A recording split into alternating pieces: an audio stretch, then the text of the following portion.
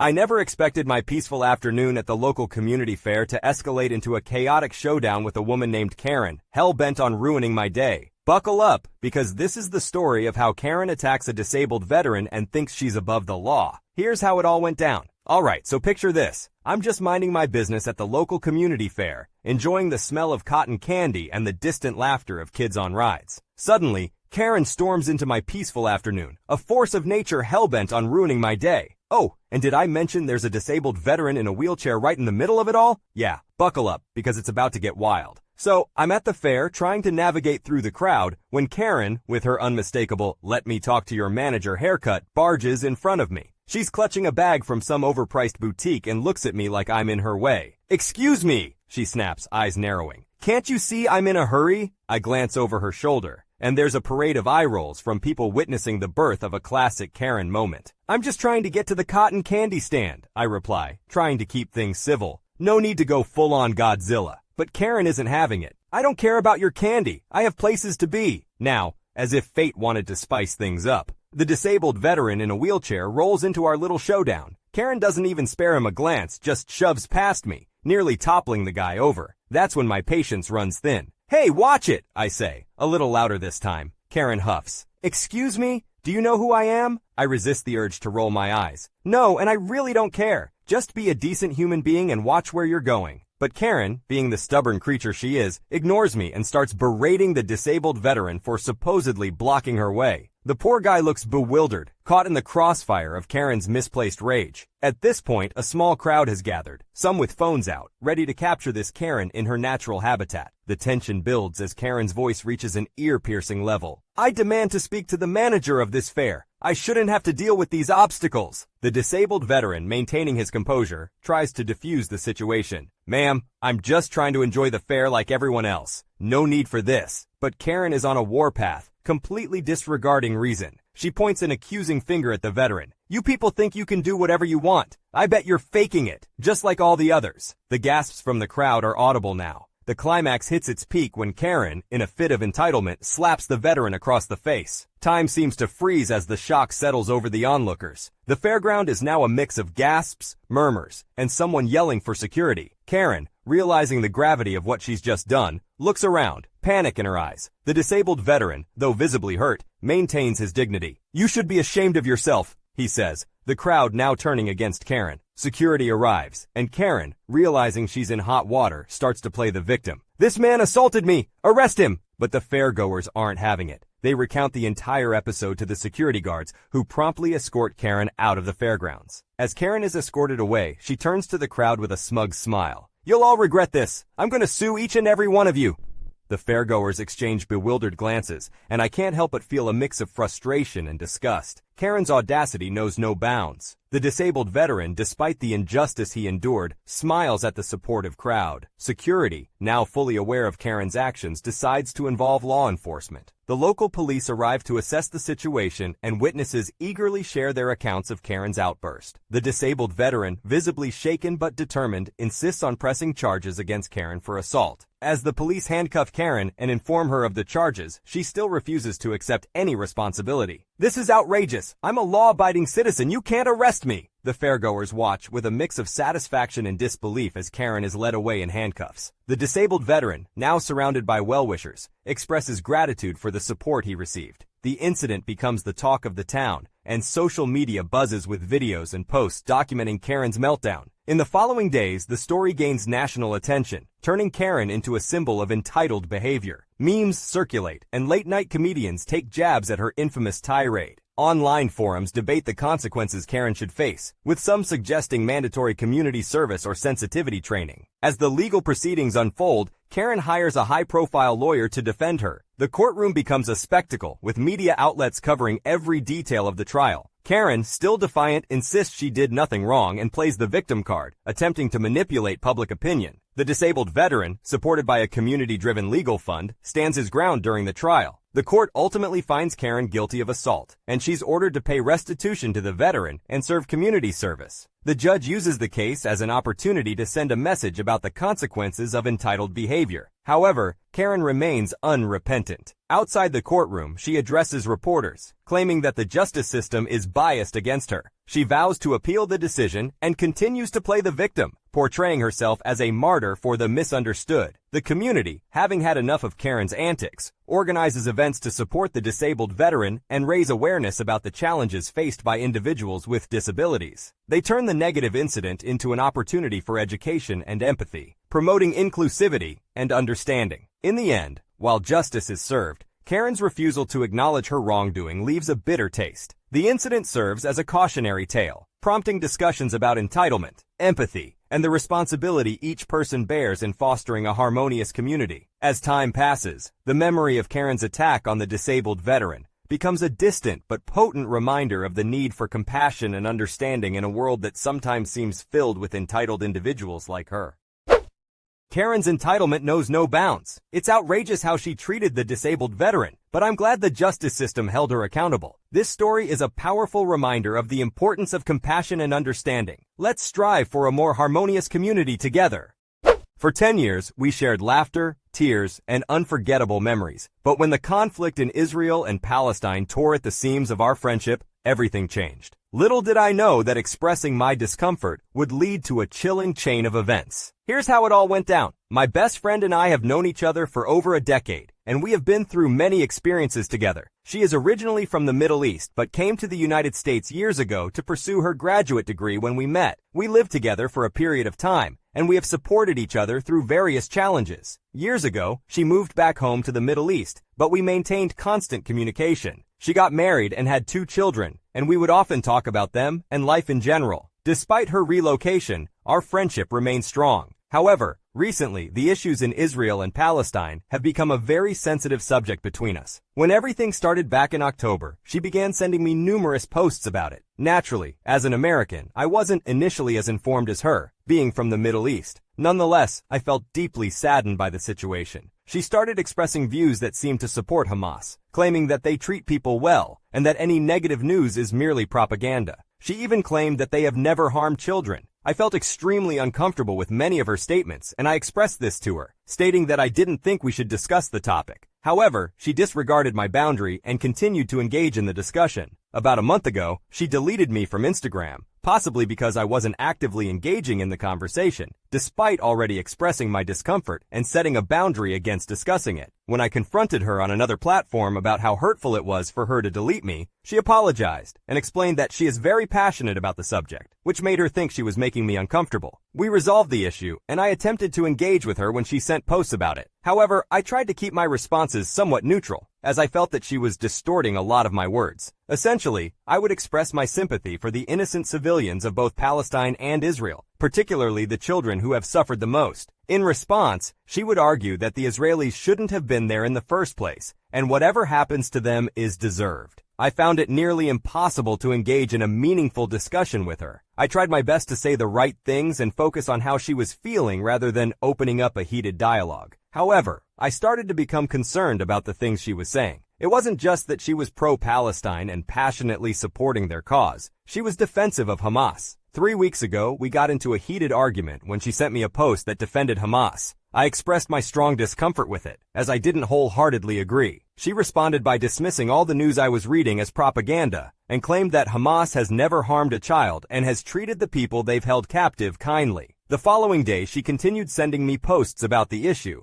despite me reiterating my boundary. She ignored my request and continued sending posts. I explicitly asked her if she was ignoring my boundary, but she chose to disregard it and kept sending posts. Feeling completely disrespected, I decided not to engage with her anymore, and didn't even open the posts she sent. For the past 3 weeks, she has sporadically sent me posts that I haven't responded to or even viewed, which she can see. And now, today, after 3 weeks of no communication due to this issue, I discovered that she has blocked me on every single platform. She also blocked my sister, probably to prevent any form of communication between us. I am incredibly hurt and confused. I don't even know what to think. It's disheartening to see that something like this could come between our friendship. Despite my multiple attempts to set boundaries that were disregarded and ignored, I still find it difficult to accept the end of our relationship. We got into a heated dialogue 3 weeks ago when she had sent me a post that was defensive of that group. I told her I'm really uncomfortable with that. I don't agree with that wholeheartedly. She basically told me that all the news that I'm reading is not true and is propaganda, and that really that group never hurt a child and they've been nice to the people they've held captive. Fast forward to the next day, she continued to send me posts about it. I then reset the boundary again. She ignored it and continued to send posts. I asked her, "Are you ignoring what I'm saying about my boundary?" She ignored that and continued to send posts. I basically decided to not even engage and not open them because I felt like I was being totally disrespected. So for the last 3 weeks, she has sporadically sent posts that not only have I not responded to, I haven't even opened so she can see. Then comes today. We hadn't talked in 3 weeks because of this, after she kept sending me information. Then I look and basically she has blocked me on every single platform. She also blocked my sister. My guess is so that I don't have any form of communication with her. I am incredibly hurt, confused, I don't even know what to think. The fact that something like this could get in the way of our friendship is incredibly disheartening, but I know that I had tried to set a boundary multiple times that was essentially disregarded and ignored.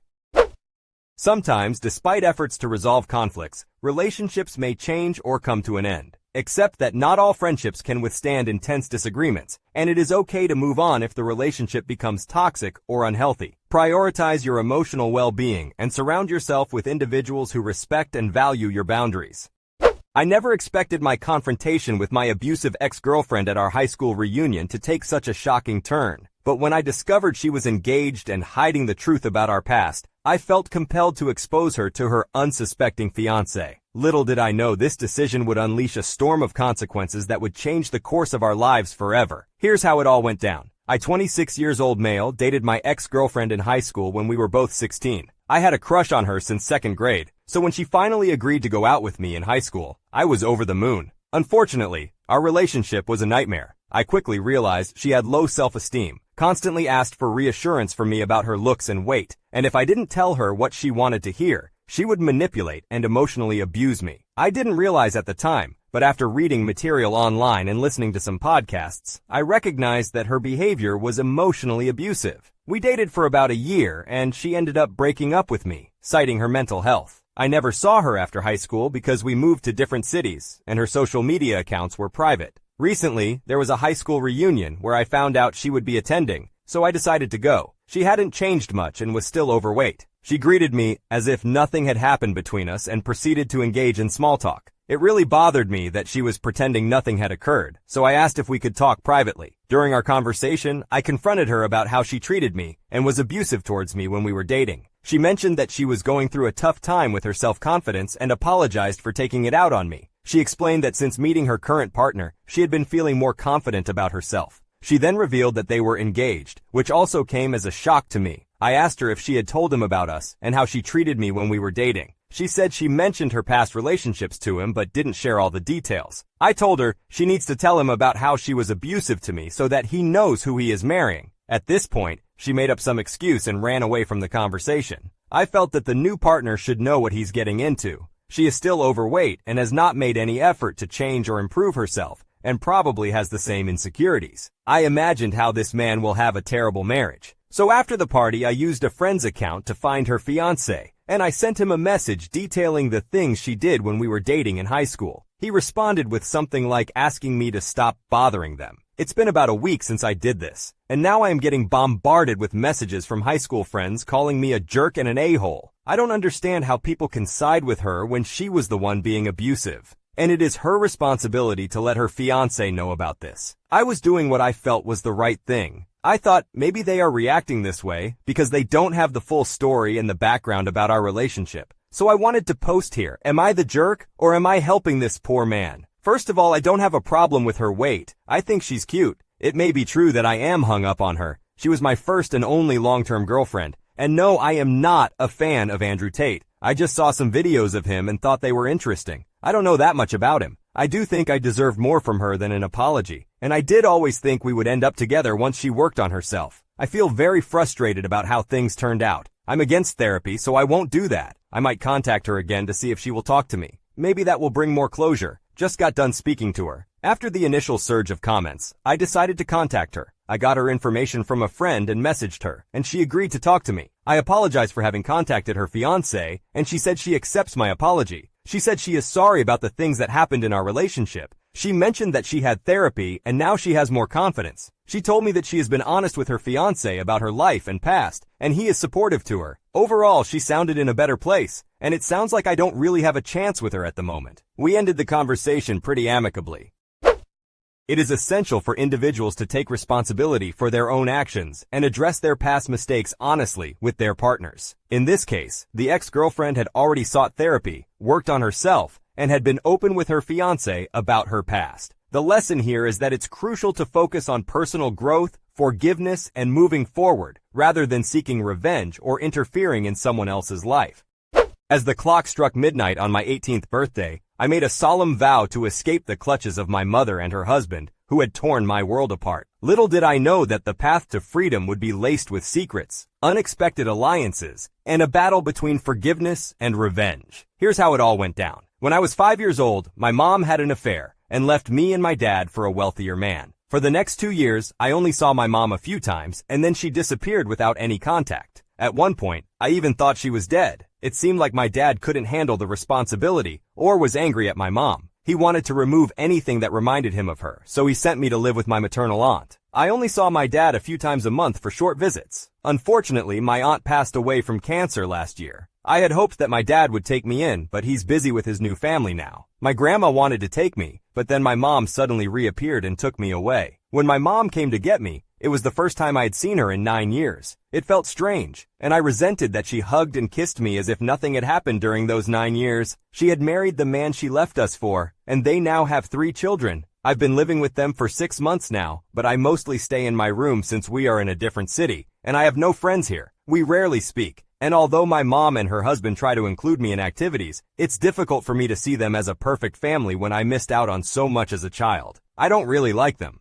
My mom's husband insists that I call him Dad, and tries to spend time with me and talk to me. He knows that I love tennis, so he has arranged tennis lessons for me and wants to discuss it whenever he sees me. He even wants to take me to matches. He introduces me as his son, but I hate it because all I see is the person who took my mom away from me when I needed her the most. This happened recently when we were at the grocery store and he introduced me to his friend as his firstborn. I didn't cause a scene there, but later I told him never to say he is my father because he is just a homewrecker who stole my mom. When we got home, he told my mom about our conversation. She started crying and asked if I hated them that much. I responded by saying that of course I do because they left me and now want to act like nothing happened by pretending to be a happy family. Honestly, I can't wait to turn 18 and leave, and I'm not even sure if I want to see them again. They tried to talk to me, but I have been ignoring them. I confided in a friend about this, and they said I'm not in the wrong. Not much has changed, but people have been reaching out to me. My mom and stepdad have been apologetic, trying to talk to me, but I still can't bring myself to respond. I know it makes me sound terrible, but I've tried to see them differently since I first posted here, and I just can't. I think I need therapy to have someone to talk to, and I have told my mom about it. However, her husband keeps insisting that we do family therapy together. I don't want him there because I don't see the point. Someone suggested a plan, so I told him that I'll do therapy with him. Once we're there, I'll tell the therapist that I don't feel comfortable with him being present. Maybe that will work. I'm not sure if this is morally right or fair, but I don't know what else to do since he won't let me go alone. He has already booked the appointment for this Tuesday at 3 p.m. That's what's happening now, and I'll update you if my plan works. Mom's affair partner, the man she left me for, now came up with a great idea of adopting me. And I'm like, dude, no matter how hard you try, I'll never forgive you. You'll never be my dad. The jerk bought me a car on my 17th birthday, and that's when he came with the wonderful idea of adopting. I haven't used that damned car. My friends call me ungrateful because they wish their parents gifted them such a thing.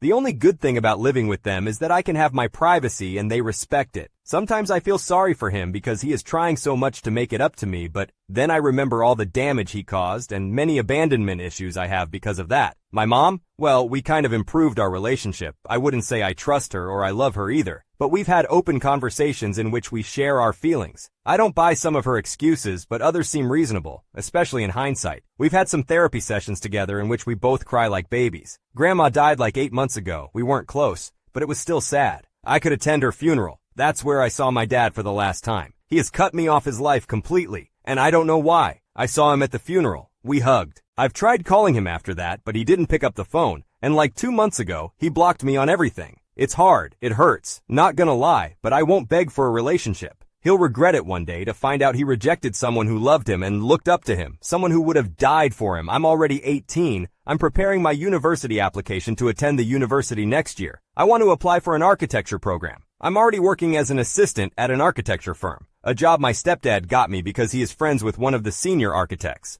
They don't pay that much, but it helps me get some experience. My mom and I have improved our relationship. I wouldn't say I trust her or I love her as a child should love their mom, since I still hold some resentment, but our relationship has improved a lot. She still refuses to answer some of my questions. I don't think she ever will, but we have made some progress. She doesn't want me to move out. I'm planning to do it in January next year since I just turned 18 and need to figure out some things. As for my stepdad, it might sound weird. Perhaps I'm just being manipulated or this is a consequence of my traumas, but I've never felt loved by anyone like by him. I think he truly cares about me. He worries about my needs and insecurities. One day I even told myself, so this is what a parent's love feels like. Maybe, just maybe, the lack of affection given to me by those who were supposed to love me more than anything makes me appreciate the things he does a little bit more. Because I need you to understand that I didn't have that growing up. My dad never called me to see if I've got home or school safe or if I needed something, but my stepdad does. I'm literally bearing my soul, and I have never said this to anyone, but I like when he calls me son. I just pretend I don't. Ha ha ha.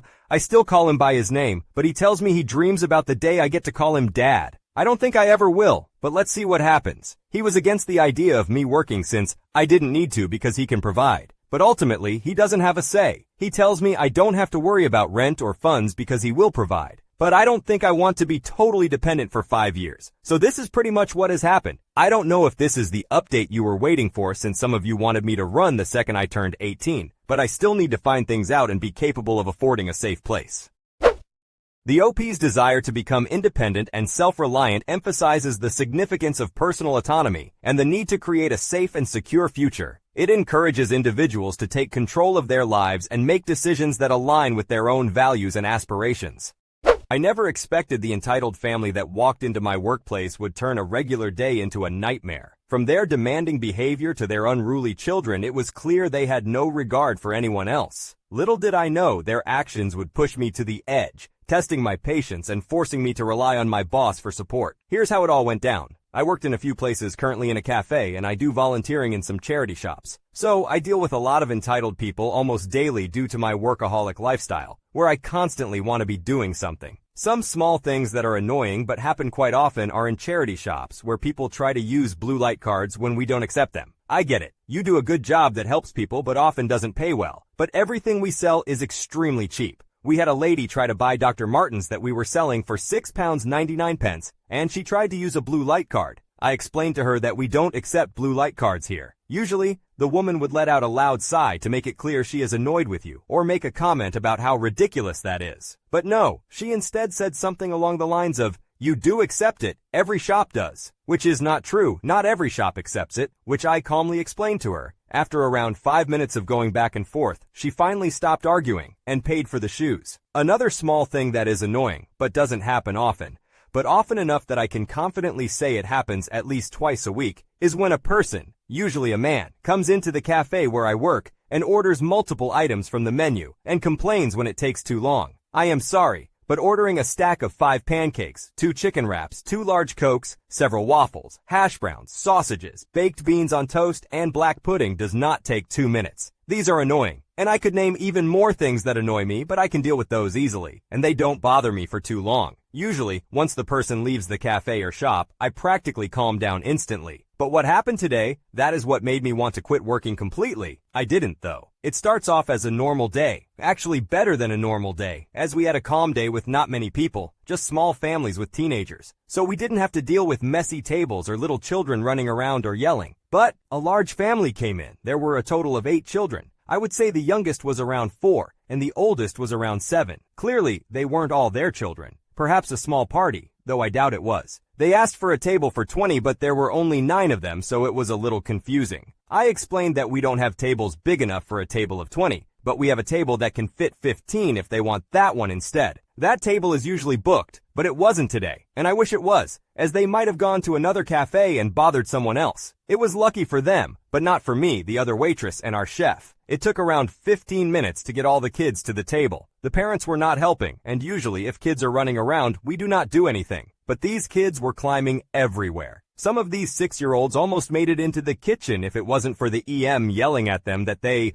can't go in the kitchen, as they might end up poking an eye out. Bear in mind, we don't have anything around these 6-year-olds' eye level that would poke an eye out, but we do have a lot of boiling water, knives, and extremely hot stoves. So, the whole kitchen is quite dangerous in my opinion for a bunch of 6-year-olds. But that is all the parents did to try and control these kids. And when I asked, "Do you mind calling your children to the table as they are causing a disturbance in the cafe?" their response was, "There isn't anyone else here, they are fine. If you have such an issue with it, you go get them back to the table." I was generally shocked at this. My coworker, who we can call Jess, was on her break, but she was kind enough to end her break early to help me get all these kids to the table. I am so thankful for that, as I am not good with kids. I only managed to get 2 of the kids back to the table, and she managed to get the rest back with ease. And once we got the last kid back, who had dirt on their face as he was digging up the plants, these EP had the audacity to say to us, "Took you long enough. We have a strict boss who wasn't in yet, so we didn't want to kick them out before our boss could actually see what was happening, as he would be on the customer side before even checking the security footage and checking with us to see what actually happened. So we just tried our best to bottle up how we were feeling and hoped our boss, we can call him Ross, not his real name, same as Jess is not the real name of my coworker, would come back in time to actually deal with them. According to Jess, as she worked here longer than me, she said that we only had 1 person kicked out and banned from the cafe, and they weren't as bad as these people. So that got my hopes up that I will never have to deal with these people again. Now let's skip a few minutes to when the ED whistled me over like a dog. I did make a comment at this, saying, "Please don't whistle at me to get my attention. You can call my name Thea." He scoffed at this, and then proceeded to say their order. It was a large order, but expected for a large group, and it wasn't as bad as I expected. I thought it would be more, as they were being so rude, but I tried thinking positively, that perhaps they had a bad day, and they are just overwhelmed with all these kids. Now this order had a lot, so Jess helped out the chef, who we can call Eric. Jess isn't the best cook, but she only did the easy things like boiling the eggs for him or making the toast while he made the pancakes and waffles. During this time I tried sitting at one of the booths, not close to them, but I could see their whole table, and I did keep a close eye on them. I thought this was a smart idea, and it would have been if they didn't need something every 5 seconds. "How long will it take? Are you allowed to be sitting down during your work? We want a new cup. These are too small. There isn't enough ice in my water. We want new cutlery. These are dirty." I can confirm they were not dirty, and they didn't even notice that I just gave them the same cutlery back to them as I knew they were clean. And before says that they might have dropped it or something, I had my eye on them the whole time to make sure they didn't cause any chaos and the cutlery they wanted to change. Only the EP's cutlery were the only ones left untouched.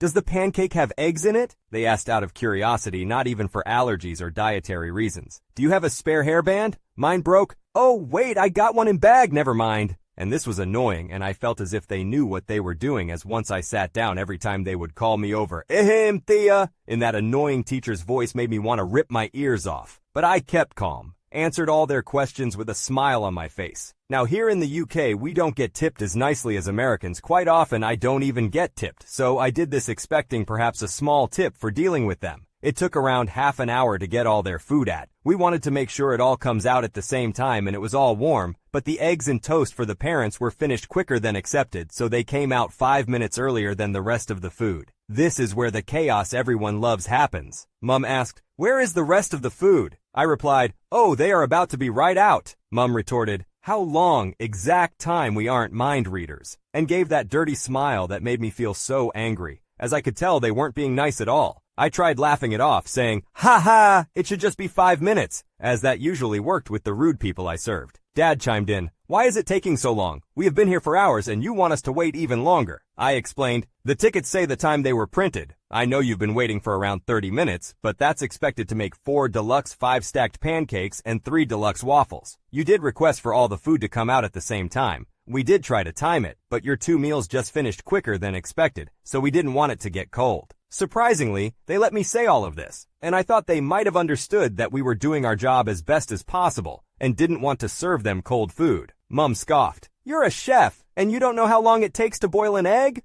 Pathetic." Now a little annoyed, but still trying to be nice, I clarified, "I am not the chef, and he just made one small mistake. We are so sorry about it." In truth, I was not sorry at all. Dad commented, "You seem very sorry with that attitude." I replied, "I am sorry if I gave an attitude. I just had a long day." Even though I hadn't had a long day, I needed to stay calm, knowing my boss would be back soon. If I were to yell at them like I wanted to, I just knew he would walk in and fire me on the spot. Mom retorted, "We also had a hard day, but you don't see us being bitchy." Dad ordered, "Just get the pancakes out now." I said, "I will go see if they are done now." I leave, and I can hear them snickering and talking about me being incompetent and unable to do simple tasks. But I started to feel as if luck was on my side, as once I get into the kitchen, I see Ross entering from the back at the same time as me. I explain everything as quickly as possible. The pancakes were almost done. They were just plating it all up. He was very understanding and told me to stay at the counter at the front and serve any new customers, and he will serve this family. So this is everything I heard and saw. He serves the family, and I can see them complain and heard them talk even more negatively about me, saying how she is so bad they replaced her already. Now I could see Ross getting annoyed, but he was doing his job.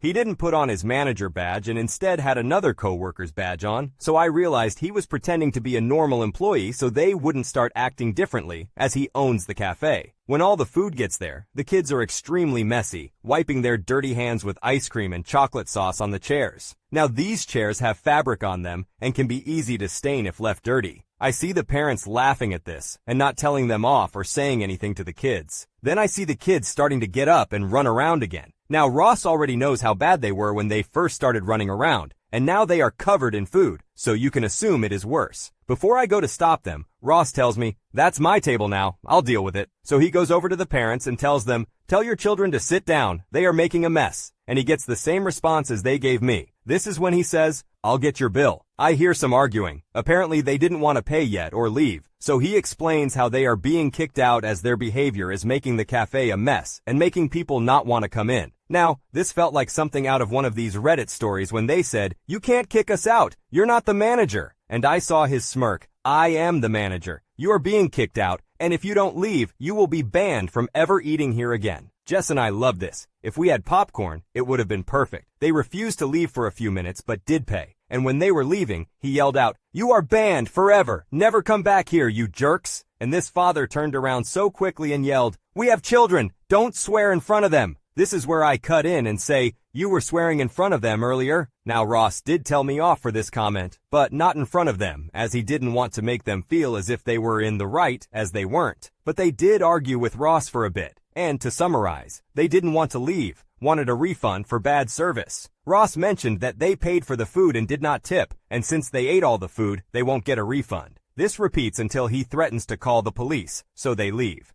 Now he didn't check the security footage, but he said, judging from their behavior, he knew what we said was the truth, which was nice to hear.